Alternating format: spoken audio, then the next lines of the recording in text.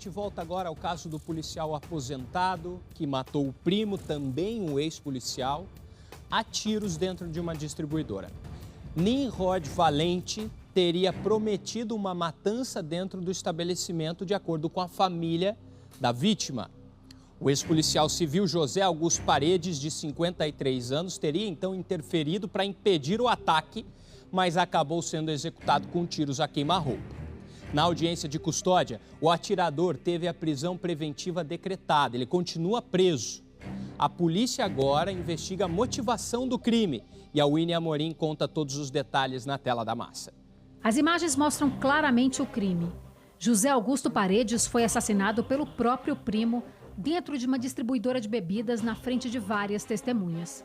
Nimrod Valente foi preso em flagrante logo após matar o primo. Na audiência de custódia, a justiça entendeu por converter a prisão em flagrante em preventiva. Ele permanece preso. Policial civil aposentado com várias anotações criminais. Em uma delas, um homicídio em 20 de março de 1990, onde foi condenado a uma pena de 3 anos em regime aberto. Valente chegou ao local na companhia da vítima.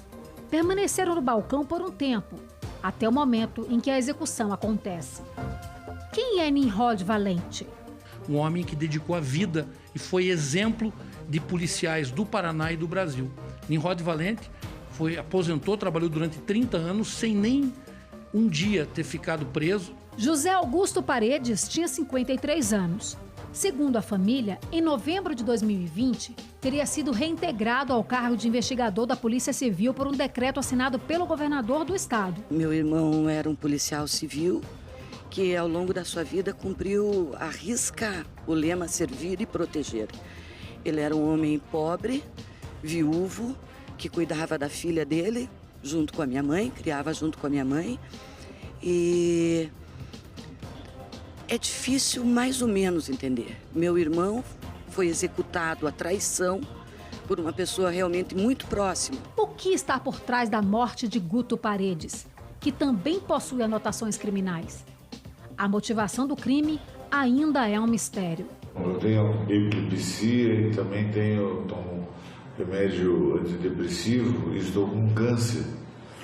Então, vou fazer hormonoterapia e nesse momento eu exerço o direito de ficar em silêncio. Agora, no desenrolar das situações, o inquérito tramitando junto ao 9º Distrito Policial, um inquérito sério, sem maiores espetacularizações, nós vamos aí desvelar e revelar o motivo ensejador do Valente, policial civil aposentado, ter que, desgraçadamente, acionar a tecla do gatilho da sua arma e culminando nesse infortúnio, nessa tragédia de tirar a vida do Augusto Paredes. Eu quero entender melhor estas anotações criminais que a Winnie Amorim se referia. Ela disse que dos dois lados nós temos anotações criminais. Eu ouvi ela dizendo na nossa matéria. Então nós fizemos o seguinte, o Douglas Bandeira já está ao vivo conosco. Ele vai explicar tintim por tintim que anotações são essas. Como assim anotações criminais destes dois policiais civis?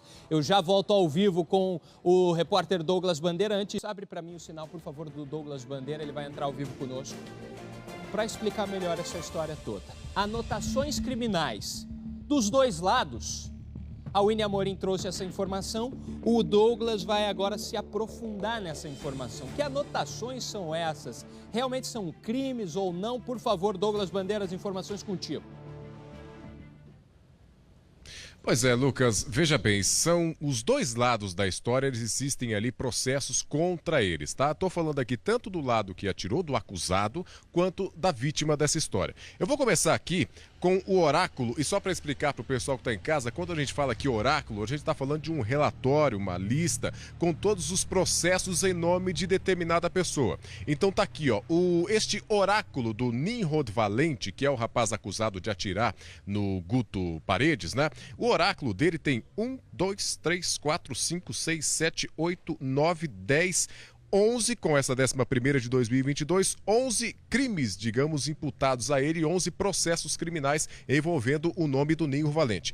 Começam esses processos em 1985 e vai até agora o ano de 2022. Eu vou citar aqui alguns, ó. Em 85, fraude. No oráculo, este processo está arquivado e não possui uma sentença anotada, pelo menos no oráculo. O oráculo, por vezes, não apresenta ali detalhes do que se deu, o que aconteceu com todos esses inquéritos, esses processos. Ele coloca alguns ali, outros ele não coloca. Então tá ali, ó. 1985, fraude, arquivado e não tem sentença ali no oráculo. 1986, homicídio, arquivado também, não tem sentença também no oráculo, uma vez que foi arquivado, né? 1987, uma lesão, e aí no oráculo está escrito que este processo teve ali uma extinção de punibilidade, os motivos não estão descritos neste oráculo. 1987 também uma desobediência, arquivado sem sentença também. E aí 1989, um homicídio, que foi arquivado em 2019 porque, segundo o que está no oráculo, esse crime prescreveu, ou seja, também deu uma extinção de punibilidade. Portanto, nós temos aí um homicídio em 1989 arquivado em 2019.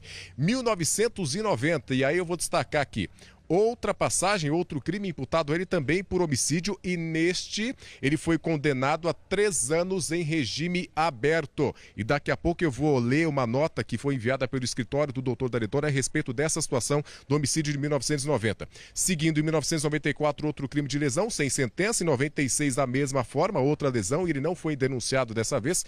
94, um falso testemunho também arquivado, não denunciado. Em 2005, uma outra anotação de homicídio, e essa anotação de 2005 ele foi absolvido. Aí a gente chega no homicídio de 2022, nessa imputação a ele que está sendo investigado ainda.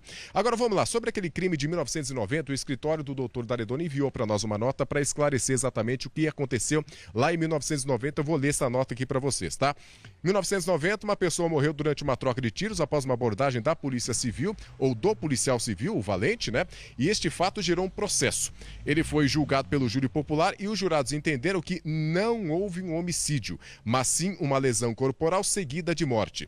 Houve recurso junto ao Tribunal de Justiça, que por sua vez entendeu que o caso não era lesão corporal seguida de morte, mas sim uma lesão leve, porque ele não deu causa à morte.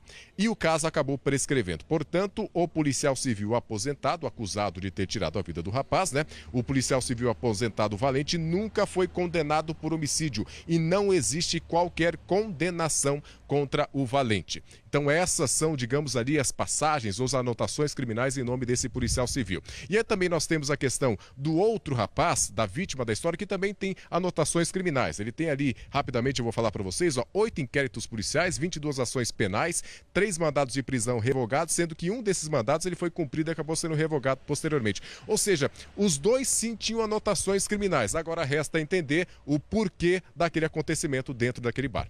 Lucas. Tá aí a palavra precisa do Douglas Bandeira, explicando, como eu tinha dito, tintim por tintim. Quais são essas anotações? O que tinha? Me parece que esse homicídio, então, de 1990, ele, na verdade, foi cumprido no exercício da profissão, né? Então, tem que estudar muito bem o processo agora, antes da gente pular para qualquer julgamento precipitado. E tem que analisar especificamente o fato do fim de semana. Esse é o que está levantando toda a discussão, que é o que nos preocupa em muito.